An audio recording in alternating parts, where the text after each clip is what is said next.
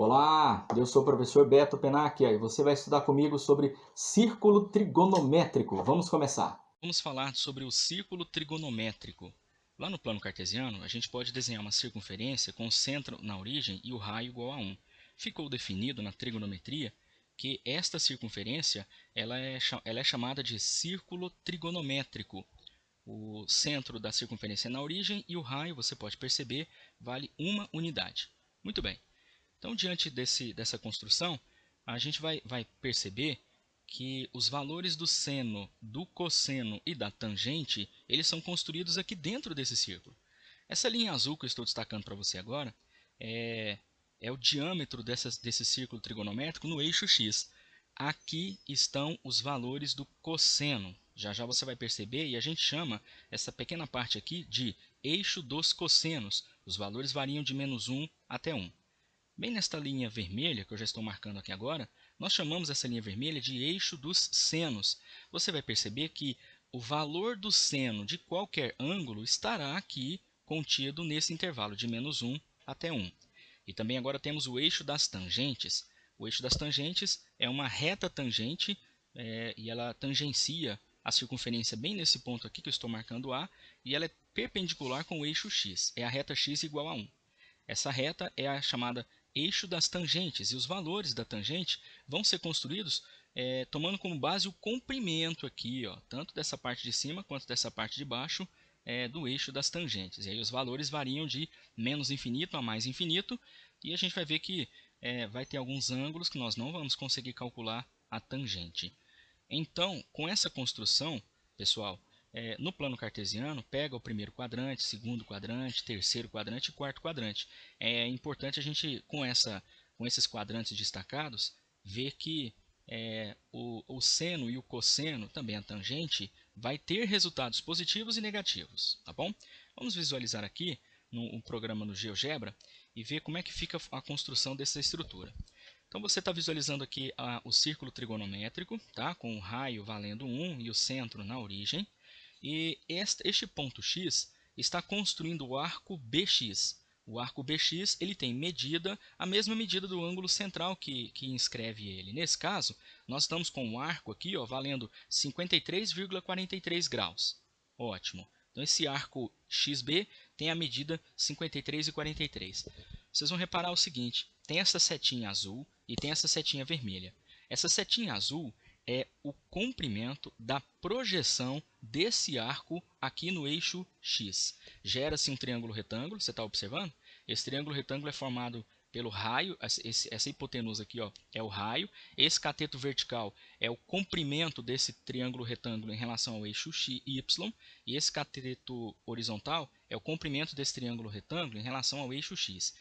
Este tamanho de comprimento mede o valor do cosseno de um arco XB de valor 53,43. Se eu movimentar o ângulo X aqui, o arco X, eu vou estar movimentando o ângulo também. Por exemplo, se eu estiver aproximando aqui para a posição do B, nesse momento eu terei um ângulo de 0 graus. Você está percebendo que o comprimento da projeção no eixo X, que é o cosseno, ele aumenta. Se eu chegar exatamente aqui nessa posição e ter um ângulo de 0 graus, o comprimento da projeção coincide com o comprimento do raio, que é 1. E aí a gente fala que o cosseno do ângulo 0 vale 1. Mas à medida que eu subo aqui, eu estou diminuindo o tamanho do cosseno, né, do segmento que representa um número cosseno, e aumentando o segmento que representa o ângulo do seno.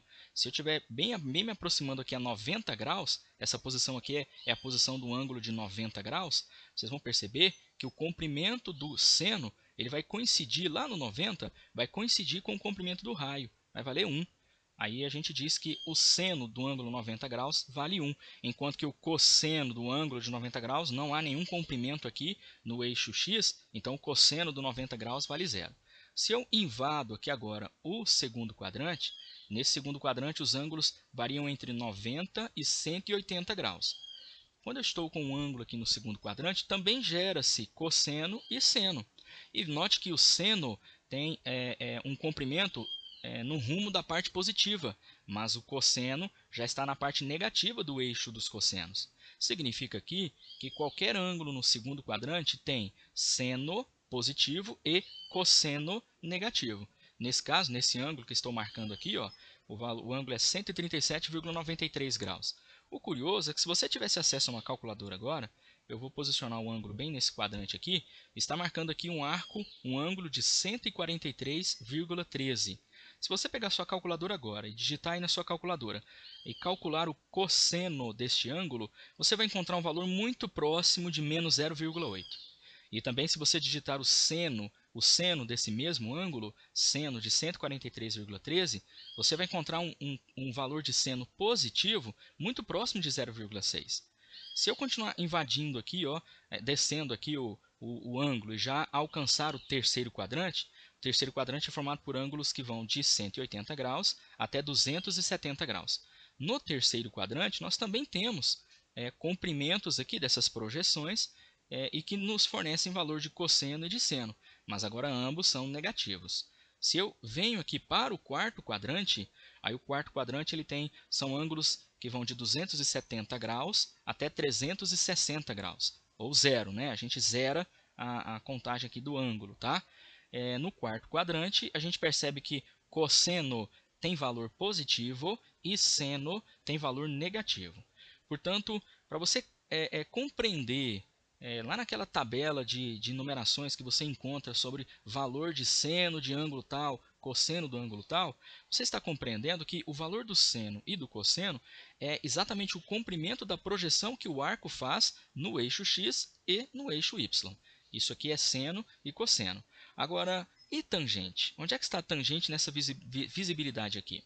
Essa reta que apareceu aqui agora no programa, essa reta rosa, é o eixo das tangentes, tá? O que eu faço? Eu vou executar uma extensão aqui do comprimento do raio, eu vou construir uma reta que contém este raio, e esta reta, e ela extrapola aqui as extremidades da circunferência, ela vai encontrar essa reta das tangentes em algum lugar, exatamente naquela posição onde foi encontrado. Eu vou colocar uma setinha verde, exatamente este comprimento dessa setinha verde é o valor da tangente do ângulo que está sendo construído aqui. Nesse programa que eu estou utilizando, essa parte aqui me mostra o comprimento daquela setinha verde. Então está falando aqui que é 1,22, significa que a tangente deste arco, a tangente de 50,64, vai ter o valor aproximado de 1,22. Você pode tentar aí agora na sua calculadora, digitando tangente de 50,64, aperto igual, você vai ver que vai dar um valor muito próximo de 1,22. E à medida que eu continuo subindo aqui, você vai perceber agora que a projeção, olha o comprimento da setinha verde, ela aumenta. À medida que eu alcanço o ângulo bem próximo do 90 graus, se você fizer um quadro mental aí, você vai ver que essa setinha verde ela está bem lá em cima, né? Essa setinha verde vai ser o comprimento do encontro desta reta com o eixo das tangentes. Essa setinha verde aqui no programa me fala que agora nesse momento, para o ângulo de 85,44 graus, estamos agora na tangente com valor de 12,55 aproximadamente. O motivo de não existir tangente de 90 graus é um motivo geométrico. Olha aqui, ó. Se eu chego nessa posição do 90 graus, aí a reta que contém aqui o raio, ela fica paralela com o eixo das tangentes. E na geometria plana, retas paralelas não se encontram. Então não há um comprimento para ser formado aqui no eixo das tangentes quando o ângulo é de 90 graus. Tá? Mas se eu saio do 90 graus e venho para o segundo quadrante, algo curioso acontece. Aí agora a projeção ela vem para o lado de baixo. Olha aqui, ó.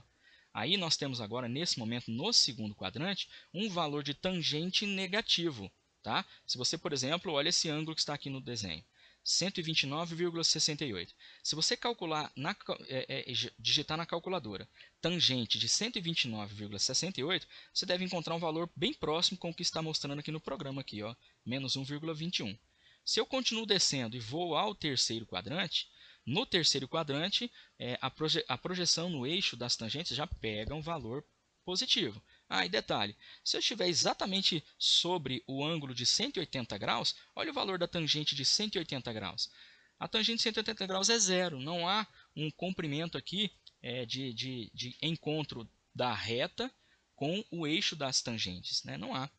Aí se eu venho e continuo invadindo aqui o quarto quadrante, você percebe que agora na projeção pega a parte negativa do eixo das tangentes, tá bom? Então eu vou voltar aqui nos slides e vou apresentar para você que existe essa tabela de sinais. Essa tabela de sinais, se você quiser anotá-la, ela revela que no seno, primeiro e segundo quadrante são valores positivos e terceiro e quarto são valores negativos. Para o cosseno, no primeiro e no quarto oferecem valores positivos e no segundo e terceiro quadrante oferecem valores negativos. E os sinais das tangentes também estão aqui, a gente acabou de visualizar no programa, tá bom? Existem alguns valores notáveis, fora aqueles tradicionais 30, 45 e 60, são esses 4 valores aqui que é muito bom você memorizar os resultados de seno, cosseno e tangente, tá? Os valores estão aqui. Então agora vamos a uma situação. A gente está mostrando para você que nós estamos calculando seno, cosseno e tangente para medidas de grau. Mas não existe só essa unidade de grau, né? As medidas de ângulos, de arcos, pode ser grau e radiano. Nesse momento eu vou aproveitar a oportunidade para te mostrar que se você precisar converter uma medida de grau para radiano, basta que você faça o uso da regra de 3. Por exemplo, escreva o ângulo 300 graus em radiano. Você vai montar a regra de 3 assim. Na primeira linha, utilize sempre esse fator de conversão. 180 graus equivale a π radianos. Aí na linha seguinte, você coloca os valores dos quais você quer transformar. No caso aqui, a gente quer transformar 300 graus em radiano. Você coloca 300 aqui, embaixo do 180, e x aqui. E nesse momento, você multiplica cruzado, tá? Mas especificamente essa razão aqui, ó, a gente pode cortar os zeros. Eu posso simplificar por 6, né, o 18 sobre 30. Eu vou encontrar 3/5. Aí eu dou uma melhorada algébrica aqui, né? Coloco 3/5 aqui para então fazer o produto cruzado. 3 vezes x vai dar 3x, 5 vezes π dá 5π, e aí o 3 passa dividindo, e nesse momento nós acabamos de converter, tá, 300 graus na medida em radiano, que é 5π sobre 3. O contrário também tem uma tática aqui agora. Imagina que você queira transformar de radiano para grau. Nesse caso, você pode fazer esse recurso aqui, ó. Troca o número π pelo valor 180 graus. Por exemplo, eu quero que você escreva qual é o valor deste ângulo em graus. 7π sobre 6. Você faz assim, ó, você pega 7π sobre 6, troca o π pelo 180 e agora resolve essa expressão que forma. Tá? Pega 180 e divide pelo 6, que dá 30, e 7 vezes 30 dá 210. Pronto, você acabou de converter uma medida que estava em radiano para uma medida que estava em grau, tá? Fazendo a troca do π pelo 180. Vamos agora também a uma outra tática, que é a tática de redução ao primeiro quadrante. Na trigonometria, nós podemos calcular o valor do seno, do cosseno e da tangente de qualquer arco se a gente reduzir o número lá do arco para o primeiro quadrante. E eu estou colocando as fórmulas de redução aqui para você. Vamos fazer uma tática aqui agora? Tá? A primeira tática é a seguinte. Calcule o seno do 120.